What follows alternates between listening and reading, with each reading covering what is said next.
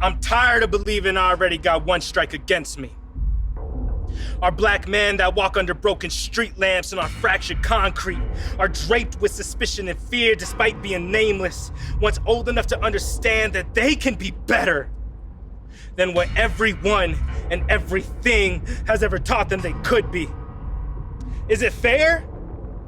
No. But I'm sure to the masses it's quite comforting. And I am breaking inside, trying to prove them all wrong, but I am broken, knowing that I can still get pop, pop, pop, pop, pop, pop, while surrendering with my hands up, 30 feet away with my hands free and clean of the scent of metal and gun smoke. It's always been too bitter. I am broken under the weight of white supremacy's knee on the back of my neck. I can't breathe. Because it's crippling to know that people will actually praise the sacrifice. Hopefully I'm deemed worthy. If so, lay my body on display for the world to take notes on the science of uselessness. Not one, not two, not three, but for every generation I could track my lineage. Don't you get it? I and all the other black men grew up understanding that the KKK ain't got shit on the police. So no thank you. I do not want Al Sharpton speaking at my wake with blown out pictures of me reused by the media. No thank you. I prefer not to be drowning in flowers that don't even grow in my neighborhood. No thank you. I do not want riots in my name and then a month later forgotten. Cause see, what they fail to grasp is that I am not an excuse, but I am a reason. So what if George Floyd's casket shows the horror? I mean, discarnations, put cuffs on him in the coffin, torch the washed out Facebook photos, and paint murals of him laying face down in the streets, gasping for his last breath as the buildings burn in the background with the flames dancing in protest. Fill the church up with tear gas and have the riot police in attendance with their military vehicles parked in the handicap spots. Leave a blank Father's Day card resting on his chest. You see, we remember people like Emmett Till for a reason. However, I fear that his family will never find peace. Because peace means nothing when it's politically incorrect to let our black men die without criminalizing them first. So I ask you, who's the bigger crook? Question everything. Who stole more? Reason with your own demons. What has the biggest price tag? Is it a million burning cities? A counterfeit $20 bill, 18 misconduct violations, or one human life? Really, it's up to you. So who got next, huh? Dontre Hamilton. Check. So who got next, huh? Michael Brown. Check. So who got next, huh? Oscar Grant. Check. So who got next? Darian Hunt. Check. I'm building my Mount Rushmore. So who got next? Because we all know it's got to be somebody, right? Because look, this game don't stop or pause. Our black men are trapped in a trap it can't climb out no matter how much they scratch or claw. Truthfully, I'm just waiting until it's my time, when society waits to hear what regrettable actions I've taken in my life. Any of which will more than likely overshadow my master's degree in terms of screen time, Instagram comments from righteous strangers, and the memories of people who I don't consider family. How long will it take for an activist conscious rapper to get up on the mic and spit my name in the sound of the police protest cover song as they take the stage with my face printed next to airbrush scriptures I don't believe in? How long will my brother be choked up to the point where he's gasping for air as if he had a slit throat, begging for something that doesn't exist anymore because I am not here? 17-year-old Laquan McDonald is not here. 12-year-old Tamir Rice is not here. Hundreds upon hundreds of little black boys and black men are not here. Mercy is not here, and justice is not here. Those are just words meant for fairy tales, and I have yet to see anything live happily ever after. But I understand. I need to stop. I need to slow down. I need to read on. I need to study those once upon a times, because one day,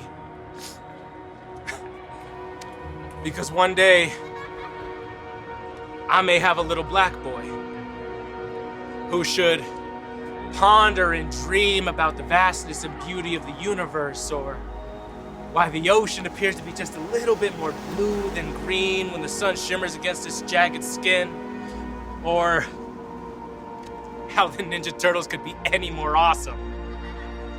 He shouldn't have to learn how to properly raise his hands above his head, lifting off his soul every notion of greatness living inside his chest, as if he is physically pushing and holding them up himself. Because here's the thing, the arms always grow weary, but the will never falters. So my only hope is that one day, he can bring his hands down and take with him everything I have lost. I hope we both live long enough to see him grow from a little black boy to a proud black man.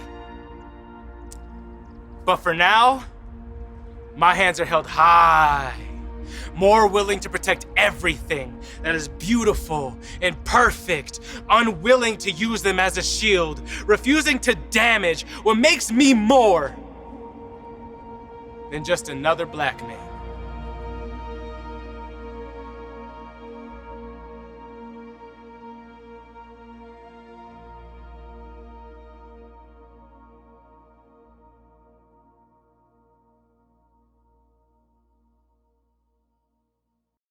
Evan Lowe is the man in the video called Black Man. And as well made as the video is, there's a sad part about it. And that's the fact that the names are updated every so often. Names of innocent black men who were brutally killed. And this personally terrifies Evan, as it should, because he has a son who he believes that when he grows up, could be hated, possibly won't be trusted, and could be put in danger just because of the color of his skin. And that terrifies Evan, because as a father, what are you supposed to do? What are you supposed to say to your son to prepare him for something like that? My name is Mavis McLaren, and I'm president of the Black History Month celebration in Winnipeg. We are now called Black History Manitoba. I would like to begin by acknowledging that we are on Treaty 1 territory, and that the land on which we gather is the traditional territory of Anishinaabe, Cree, Oji-Cree, Dakota, and Dene peoples, and on the homeland of the Métis Nation. I would also like to congratulate Vincent Massey on their diversity celebration in bringing awareness to our community of some of the problems within the Black community. I thank you and be safe. Today we are glad that you have joined us virtually to discuss this important issue that is reshaping the world. On May 25th, 2020, a member of the human race savagely had his life taken. The inhuman act sparked demonstrations worldwide. In Winnipeg, on June 6, 10,000 gathered at the Legislative Building and then marched down Broadway to peacefully gather at the Forks. For the past 6 years, I have helped with the Diversify events. Every 2 years, Diversify has had a Black History Evening celebration and has presented the student body with a large amount of multicultural celebrations honoring all cultures. But as the events of the world have caused a shift in the awareness of injustice, systematic racism, and discrimination, we are always reminded of the horrors the world can offer. Due to COVID restrictions, Diversify this year has narrowed the focus to the resilience of the human spirit and the desire to start a positive conversation. Today we'll be sharing interviews with Kelly Butler, a former NFL and CFL player, Carlos Walcot, a staple in the Caribbean community, Medi, a former Massey student currently at UofM, Jeremy Zloty, a member of the Barbados Association, and Evan Lowe, a counselor at Colorado State University. Story grew up in the States, was very played sports as a young age. My father played sports. My mother was the academic advisor for the Michigan State basketball team. At a young age, I had experienced trauma. My mom had MS and had her nervous nervous system broke down when I was 5, and I was by myself with her. And then when I was 10, As that transition, I lived with my father for a little bit of period of time, and unfortunately, when my mother was 10, she was shot and killed by a 17-year-old kid and had her head blown off with a sawed-off shotgun. And then when I was 11, my father got bone cancer and transitioned, and he passed away when I was 12. So I moved in with stayed with my stepmom, and then she was going through a transitional phase, and I went to Grand Rapids. So at a young age, I experienced adversity in sports. So sports and pain were kind of the beginning of the story, and then through sports and amazing people. Like, it takes a community to raise a child. It takes a diverse community, but it takes a Black community to understand some of those problems. So you need a holistic approach with a diverse group of people that gives us the opportunity to relate the problem. So I learned that later in life, but growing up, I had a lot of inspirational people that were in education and allowed me to deal with my pain through sports. And then as I come back, I want to be able to inspire, saying I was a student athlete, so I'm going back to school to be the student part. So that's kind of like the beginning of it. Lost my parents at a young age, was able to play sports, and had some really good people help me.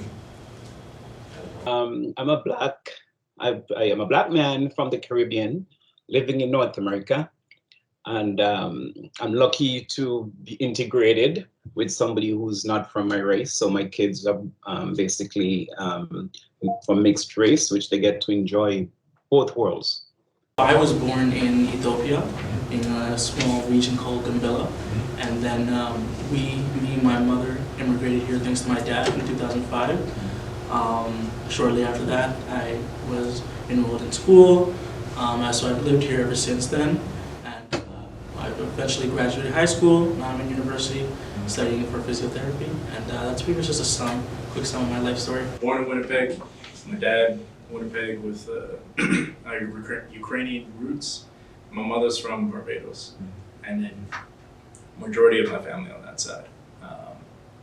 And started out at actually St. John's Ravenscourt, oddly enough, when it came to all the way from entire grade school. Been at, say, U of M for a few years, jumped around in terms of like courses, but now just looking at taking a break and then figuring out, all right, get back, figure out what I want to do. That's all that career stuff. As for rest of the story, it's just been, I think, one word sum up: eclectic. I was born in Aurora, Colorado, in the United States of America, and kind of my experiences really shaped me. People don't know much about Aurora other than what they hear on the news, and what they often hear on the news is it's a lot of gangs, guns, drugs, violence, things of that nature. When I went to high school, I had friends that were dealing drugs. I had friends that were involved in gangs, and I saw violence on an every single day basis. And it comes from, Aurora is sort of that neighborhood that doesn't have a lot of money, where you see people just trying to make ends meet most of the time, living paycheck to paycheck. And I was thankful enough that my parents are still together and they were able to provide a two-parent household. I was very thankful in that manner. And when I was introduced to all those different aspects of life, meaning the gangs, the guns, the drugs, the violence involved with all of it, it drew me in. There was a long time where I wanted to be involved in that because it seemed cool. It seemed like a quick way to get money. It seemed really appealing. But at the same time, it was very scary. It was one of those things where it's like, I don't want this to be my life. And eventually, when I went away to college, when I didn't plan on going to college, but when I eventually went away to college, it hit me that I don't want to be part of that life. I want to help fix that life.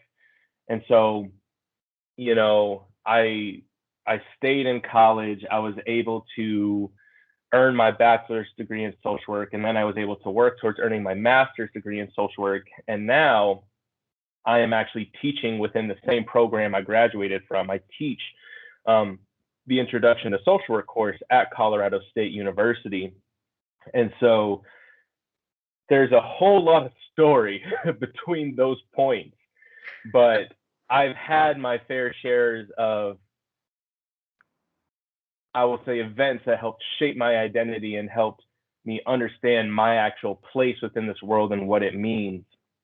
And it's everything from my interactions with law enforcement to the interactions with my friends to the interactions with, you know, my mentors, people like that, very positive and some very negative, that kind of made this human being I call myself.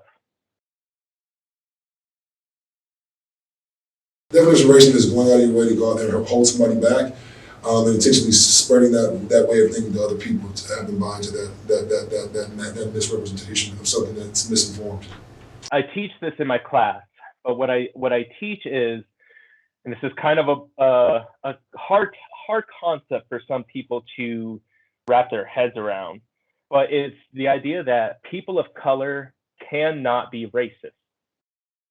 They can't, because racism has to entail some sort of power that backs it.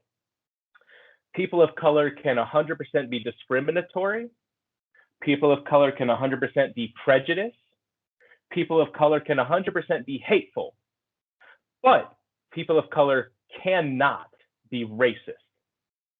If we take two, just let's say, very plain as day opposing, let's just take a black male and a white male, right? If a black male says, no white people in my coffee shop, let's say they own a coffee shop and they say, I don't allow white people in my coffee shop.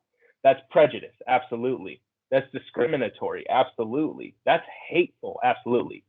But that black person cannot be racist, because the moment that black person steps outside of their coffee shop and into society, they are still judged on every other merit compared to the white person. That person of color is less likely, let's say they have the same college degrees, they're less likely to get an equal paying job. They're less likely to even get a call back. They're less likely to see people on the TV that look like them. They're less likely to see people in government or powerful positions that look like them.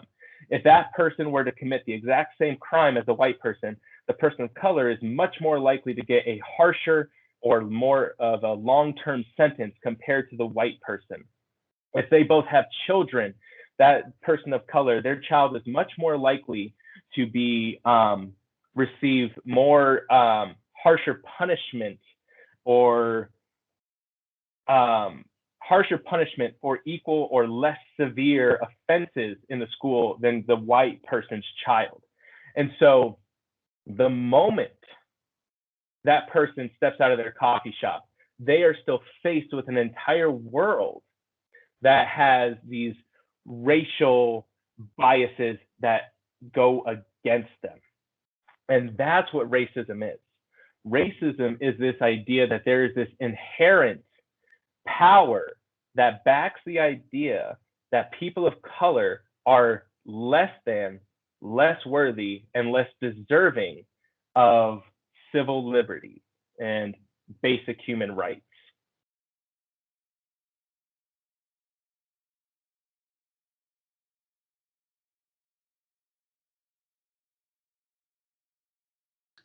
Yes, I agree with that statement. And as for a young person growing up in Canada, for example, I know it's easy to lose who they really are. And that's because they're typically surrounded by the peers who do not share the same culture. They're not from the Caribbean. Like most of the young people, especially those that just arrived from the Caribbean, they go into a school and the school is 90% white. So their friends are all white. And after a while, you notice they started listening to the same music, and they don't listen to the calypso and the island stuff anymore. And they started embracing a different culture that is not their own. So they're basically adopting this culture of their dominant peers they associate with. So in that case, I would tell someone like that to stay true to who you are. Stay true to who you are. Find out more about your culture, like by reading, researching, and then live it. And it's something to be proud of. Being different is nothing to be embarrassed about, because like for me, like I say, without a culture, you're basically like a leaf blowing in the wind. stay close to the people around you, people that look like you, people that talk like you. I think a big part of, especially growing up in North America, if you live maybe in a secluded area or you don't have that many people around you, I think it's easy to sort of get, I won't say lost, but get confused along the way. So I'd say definitely just immerse yourself with people that look like you, talk like you. For me, it was just about meeting people that really look like me. Got me more included. I felt more accepted. I was able to sort of, but like sort of learn from them as well. And just I'd say really just to stick with your roots, and that's the best way to sort of just figure out your identity. I'd say look towards your culture for your identity. I think that definitely helped myself when I was younger to be like I don't have to pay attention to this. I don't need to conform to that because I'm part of this group. This is my people. This is what we do. It gave me a place of belonging, even when I didn't have that whole community there. I think, first of all, when you're searching for your culture, you can't be confined by what people tell you it should be confined as, Oftentimes, and you'll especially see this in like old textbooks, they'll say, okay, if you're identifying, let's just say like color culture, right? Black, white, Asian, Pacific American, whatever it may be, they'll say, okay, you are associated with X, Y, and Z, right? But you can't be confined to those boxes. And so the best way I would say to help define who you are in your culture is simply find your people. And when I say find your people, I don't mean find people that have the same race as you or the same religion or whatever it may be. I mean, find those people who value you. Find those people who relate to you. Find those people that make you feel whole. Find those people that make you feel happy. Find those people that make you feel fulfilled. And then within that bubble, within that sphere, your culture and identity will grow because you are now in an environment where you are able to develop yourself. When you're constantly being pushed around, you can't grow. When you're constantly being told what to do or told what you should or should not be, you can't grow. But once you're in that space where you feel safe, where you feel secure, you can actually start doing that internal work and thinking, how do I identify? What is it about me that makes me this person, And so I would say anyone trying to develop your culture, do exploring, but whatever it may be, you have to find your people. And sometimes that's going to be people who look exactly the same as you. And sometimes that's going to be people who don't look like you. But ultimately, when you're trying to develop your own identity, as weird as it may sound, you have to kind of rely on other people. You have to find those people that make you feel good. Because once you're in that safe, secure situation, now you can start focusing on self.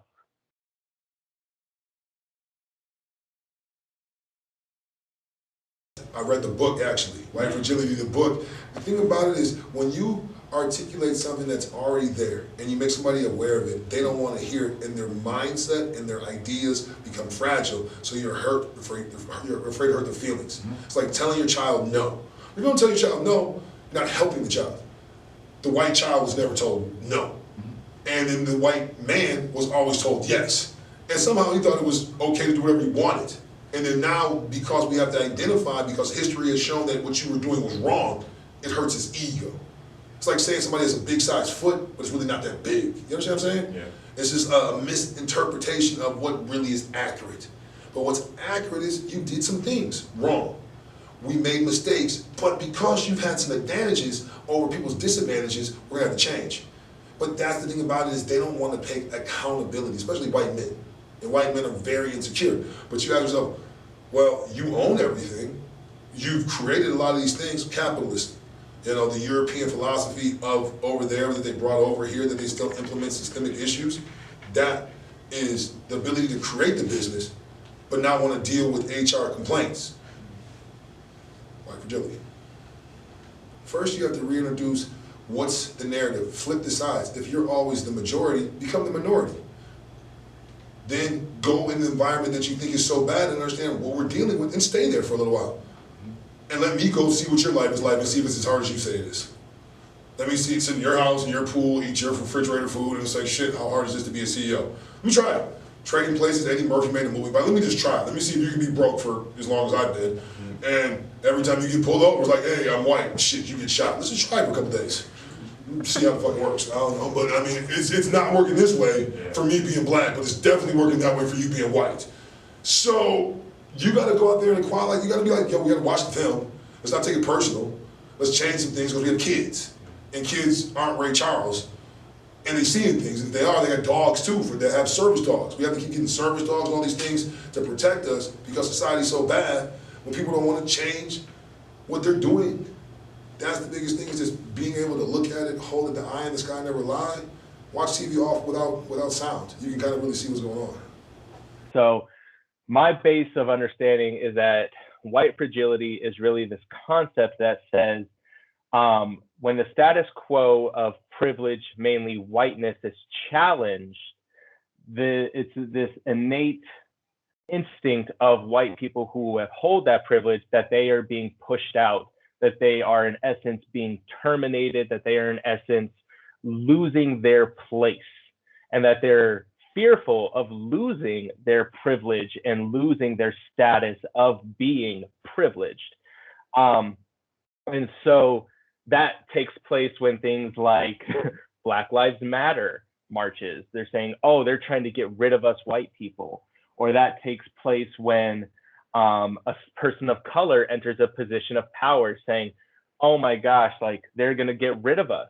It's this very, what it sounds like, it's this fragile emotion and thought that whiteness in essence is bad, that it's people are trying to eliminate it.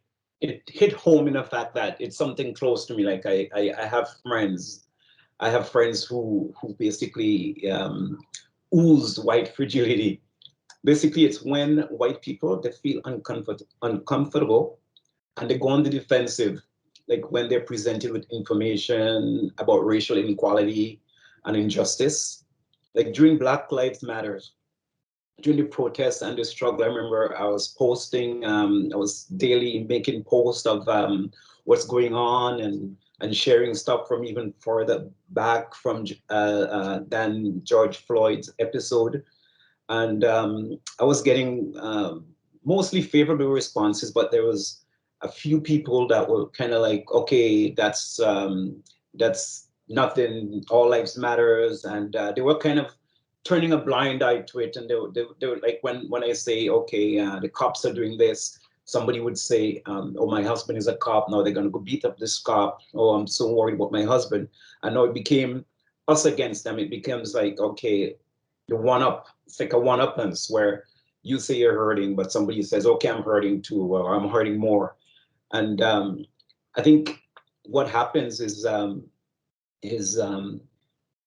people who are giving up this white fragility is people who they don't want to face what's going on in front of them. So to fight this, they need to be open-minded, where they can see past their bias and accept that this thing does exist. Because if they keep denying that it does exist, then we have an issue. And those people are part of the bigger problem. Okay. I think that white fragility should definitely, for a white person, I think the best way to combat it is just to listen to Black people with an open mind. Maybe not directly feel so attacked, just more so listen to what is being said open-heartedly, and then sort of just digest and look at it intellectually rather than personally.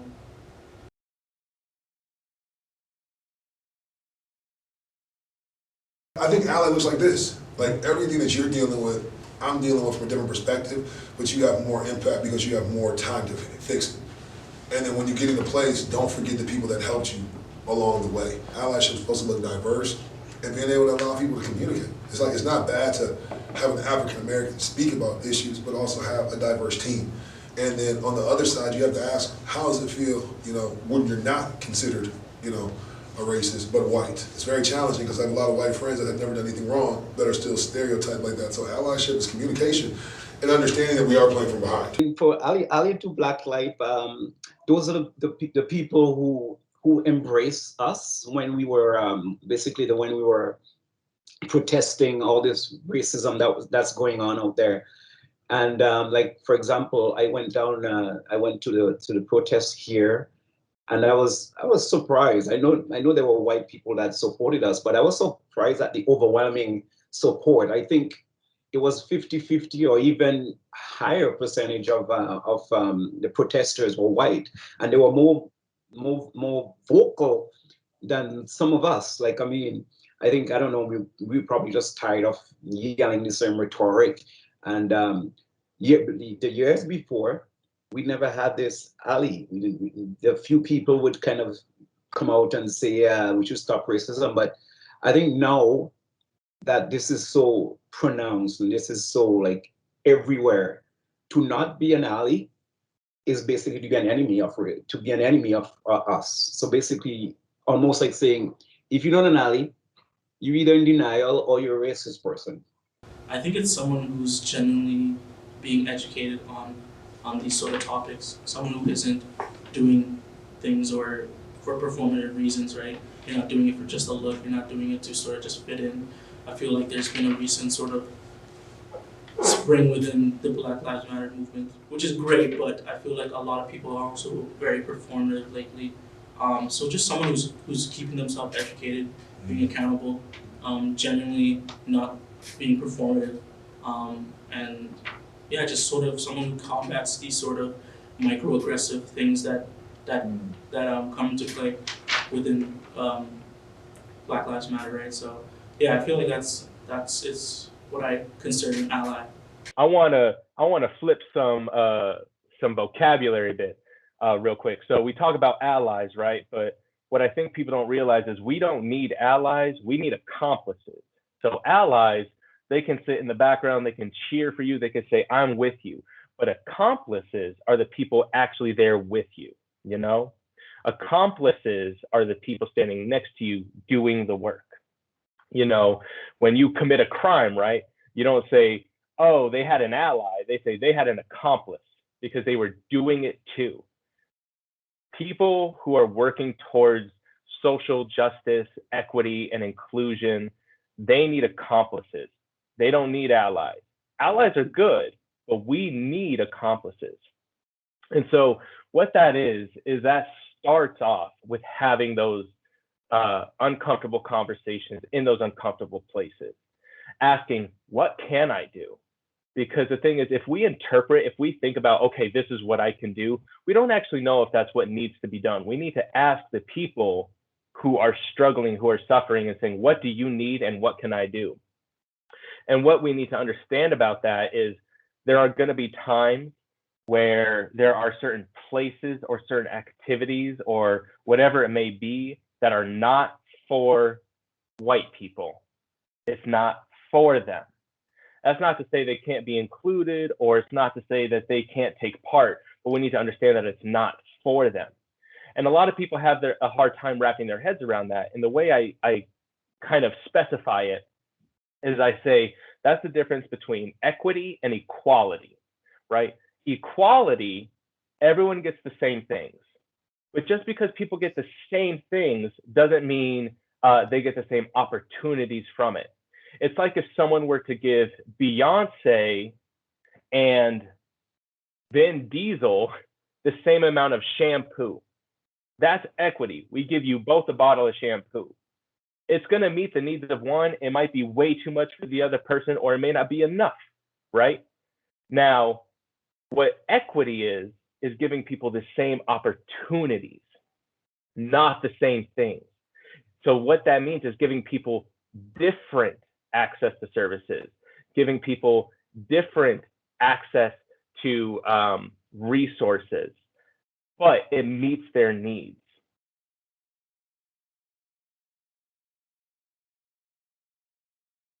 Kind of think of it as, say, planting a seed. But I'm planting a seed for like a tree that you want to grow. These are weeds. If you don't pull it out right by the root, it's going to keep coming back. So if you say let some kind of language or some kind of behavior, slide the first time, that means it's going to come back. If that really did not sit right with you the first time, cut it out. If you aren't comfortable calling out that person, then you have options. You can cut that person out of your life. But by, in essence, saying those things, you can deal with the consequences, because the consequences overall are working towards that social justice and that equity piece. But if you aren't there yet, if you are not ready to challenge those people or those thoughts, you need to bring that to people you do trust. If it doesn't happen in that moment, it could happen down the line where you bring up what was wrong about this. So let's say a teacher says something and you're like, I don't feel comfortable calling out that teacher. Go talk to people you do trust.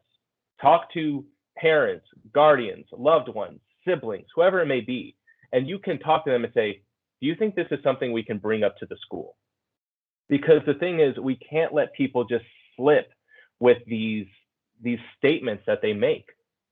We can't just let them slide by.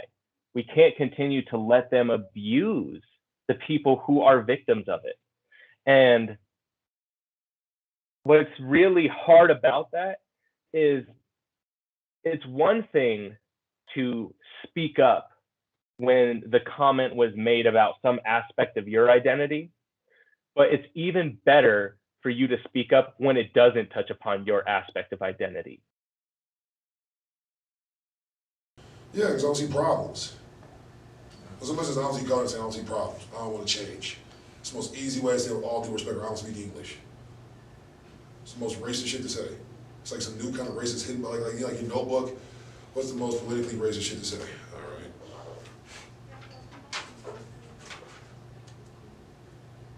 I don't see color. What color's that book? Yellow. Why'd you ask me?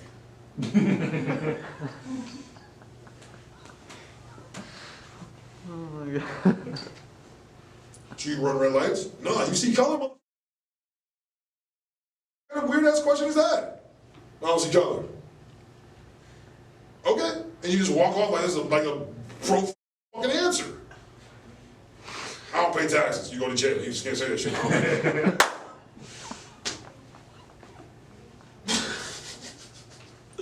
What does that mean? You know, it's just somebody doesn't want to answer the question, man. Somebody's not comfortable with the questions. You got to ask better questions. You got to be able to redirect it. You don't see color, which then you got to go out there and re-smack them. You just don't want to deal with problems. Hit them back right in their face. Somebody has to say something that stupid, be polite, so you just don't want to deal with the problems right now. That's what you're saying. With all due respect.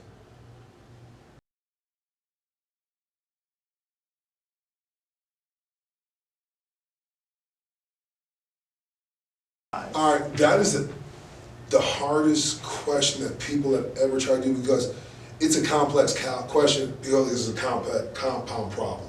So the complexity of the problem is, first and foremost, is when you've been made to the back of the line, being the back of the problem, you always are never acknowledged, and the first time you are, it's fair to be able to be heard.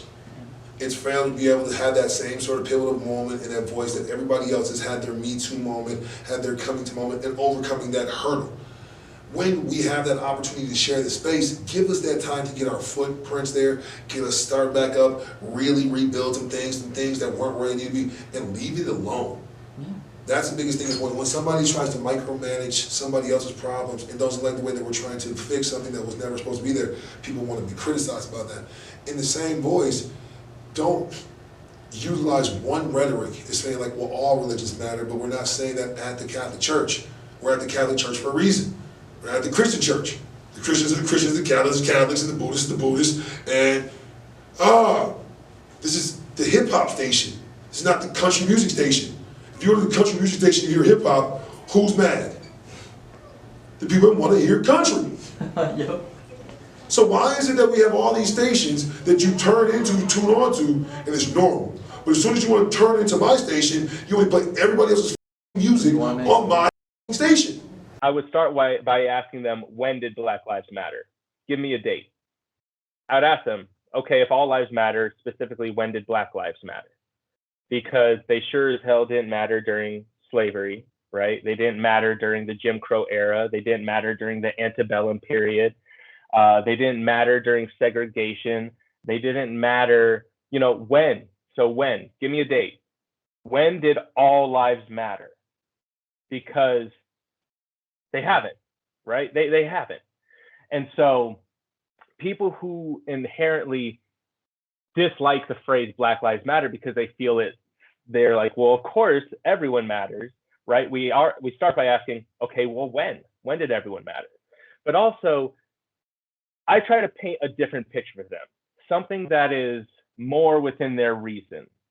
Things like, if a house is on fire, let's say your neighbor across the street, their house is on fire, and the fire department comes, and they're spraying water on that house. Are you going to run up to the fire people, like the people fighting the fire, and say, what about my house? All houses matter. Put water on my house. But your house isn't the one that's on fire. Your house isn't the one that's in need right now. Your house isn't the one being damaged, being torn apart. Your house is not the one being targeted. And so I try to paint a different picture for them, saying, first of all, tell me specifically when Black Lives Matter. Tell me. And if you can't do that, here's why we say Black Lives Matter. And maybe you can conceptualize it like this. I try to paint a different picture for them that has nothing to do with controversial topics, right? And so sometimes that works with people. Other times people will come back to me and say, well, no, of course I wouldn't do that, but that's inherently different. Those are the people that no matter what you do, they will just argue against you. And as best as you try, you have to understand that you cannot change everyone's mind. And most people, I would dare say, you cannot change most people's minds. Some people will say, okay, I kind of see where you're coming from. Other people will be like, that's totally different. But at best you can do is present them with those ideas.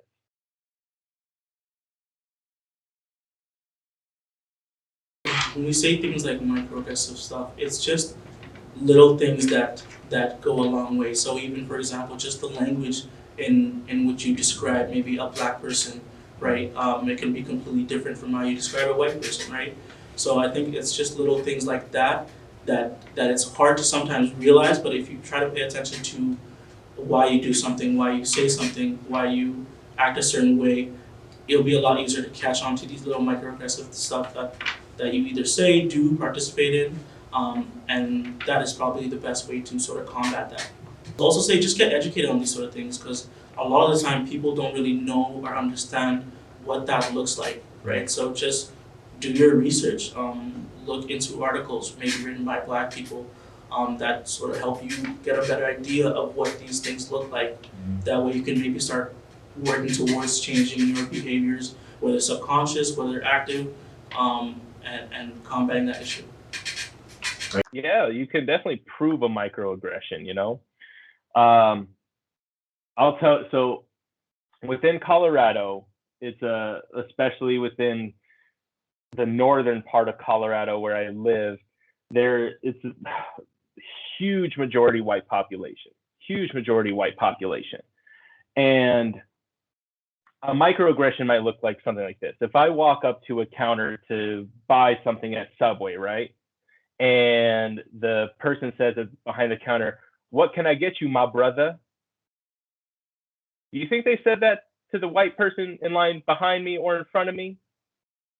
I don't think so. I would highly doubt it, or a microaggression could be something like, I mean, the border between micro and macroaggressions gets more blurry the more I tend to think about them. But a microaggression could be something along the lines of when you're wanting to go out to dinner and someone making a comment like, "Oh, well, I don't think we have any fried chicken places around here." Like, what about that? It's my identity, right? They're not saying that because they have this know that I like fried chicken. They're saying that because of some part of me, right? And so these microaggressions stem from our identities. They stem from perceptions of identities. And because of that, where do they stem from? Those identities stem from stereotypes. And so if we're going to start, I say if we're going to start combating microaggressions, it's the same thing as if people were to make comments that are racist. You have to confront those and say, why did you say that? Or what about that did you think was okay? But then we have to also go back and find out the lineage of it. Where did that originate? What stereotype brought that up? And once we start doing that, we can actually start addressing it. And the first thing I have to say is you can't be afraid to make those mistakes and call those people out. And so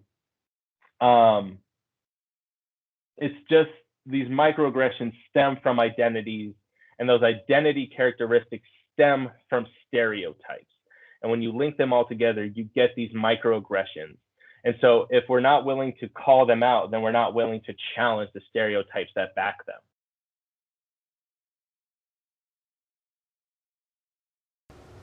Yeah, I think this is a hard question because I feel like you can never really directly overcome a stereotype.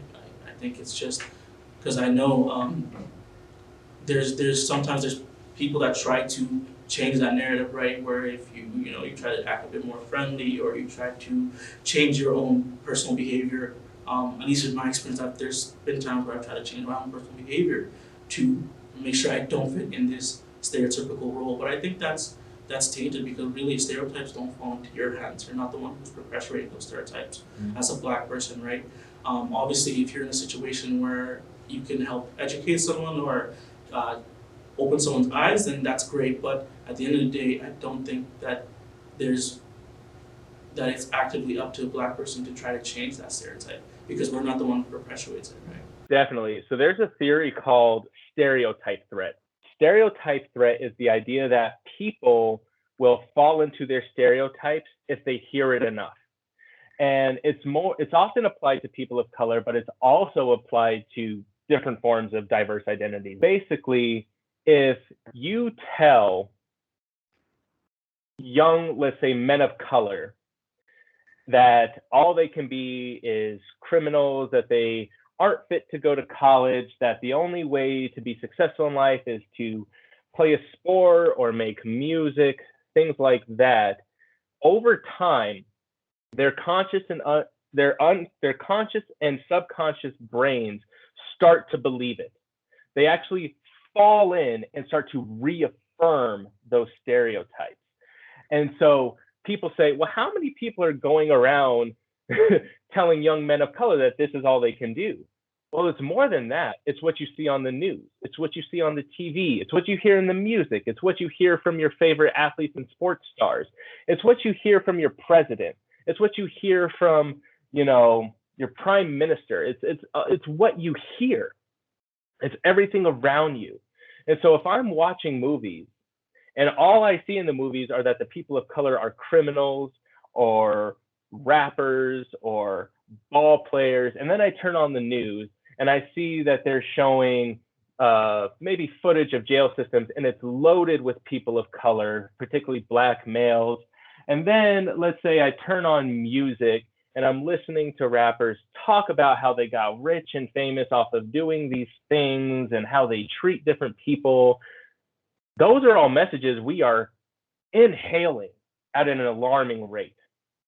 And so we have to start, the first part of combating stereotype threat is understanding what the stereotypes are. We have to understand what the stereotypes are, and we actually have to understand the concept of stereotype threat. Because after you hear and see and engage in these messages for so long, your brain starts to think, oh, this is what I'm supposed to do. This is all that I can do. And so the first part to combating stereotypes is know the stereotypes. The second part is know what stereotype threat is. And then start doing things that actively work against that. Challenge that status quo, challenge those messages. And so the thing is, stereotype threat is real. Once you start hearing and engaging in these messages, your brain starts saying, yeah, maybe that is right. And you start actually confirming them.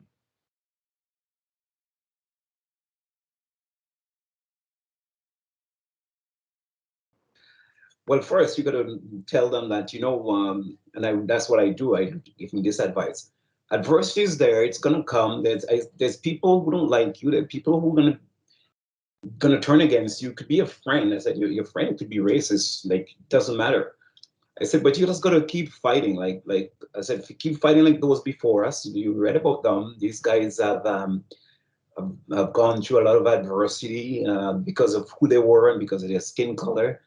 And the battle is hard. Like, I mean, they might not see results in their lifetime, but you still got to fight. I mean, Mandela faced struggles and he never gave up. And there's tons of leaders like him that represented the Black people, and they've struggled, and some of them have died struggling and never get to see the fruit of their labor. But you just got to keep at it. I think honestly, the thing is, find your people. And I said this earlier, but find your people. Some of them will look like you, some of them won't. But you can't be so caught up in trying to be who you aren't that you forget who you are. And life becomes a lot easier when you find your people. Find the people that make you whole. Find the people that make you healthy. Find the people that make you smile. We don't need to waste time with people who are not willing to provide us with that. And so, like I said, I was saying earlier that so many people try to fit into this box based on their culture or their race, but that's so limiting. It's so limiting. Why can't you be who you are right? And a million other things. And so don't waste time on people that don't make you feel whole, healthy, and happy. Just don't. They're not good for you. And so the best thing I could ever say for you is, if you're struggling with your identity, struggling with your culture, whatever it may be, find your people. Find them. Seek out who makes you happy, healthy, and whole.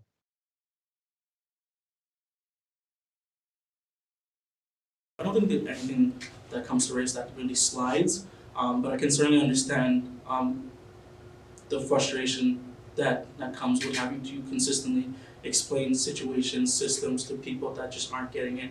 I think for me, where I draw the line is in terms of either explaining or trying to help someone is when I've either already reiterated or whatever I'm discussing to someone and they're just not getting the picture right. I can't willingly force you to change your mind. I can't try to, transfer my ideas or memories to you. So I think it's just when it gets to a point where someone is clearly not listening or clearly not trying to have a proper discussion, that's where I just decide that I will not entertain it, right? Sure. And so that's the super messed up part, is that you don't have a choice. Like I said, when these things happen, we have to understand that our people of color, this is their everyday lives. This is every day.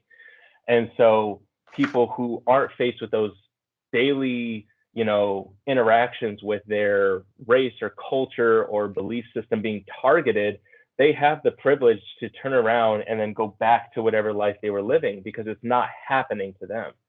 And so that's the thing, is when you're tired, when you're exhausted, when you're desperate, you still have no choice. You still have to continue to fight, and you still have to live day to day knowing that this is you, that this is your culture, that this is people who are your family, your friends, people who look like you.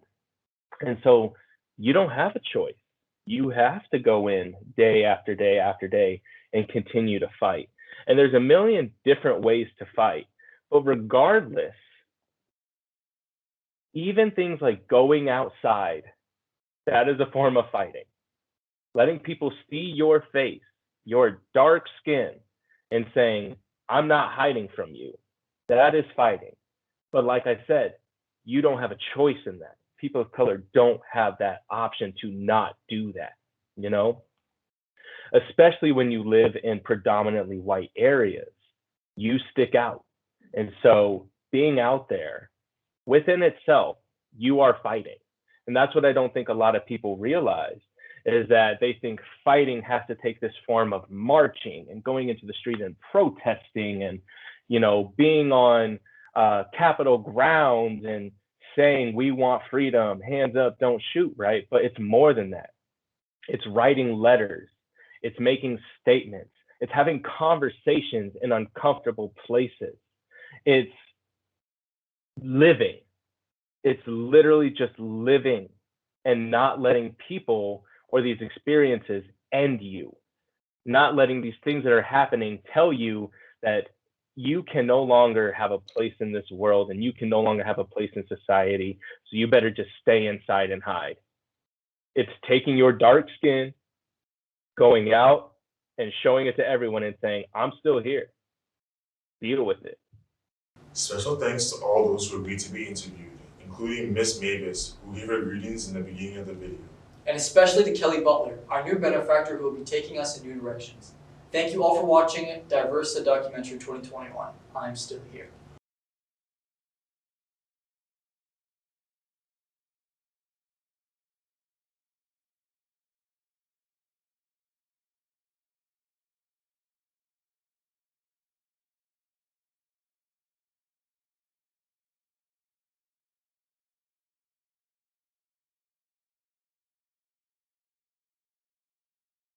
We will leave the conversation to your teachers. Goodbye.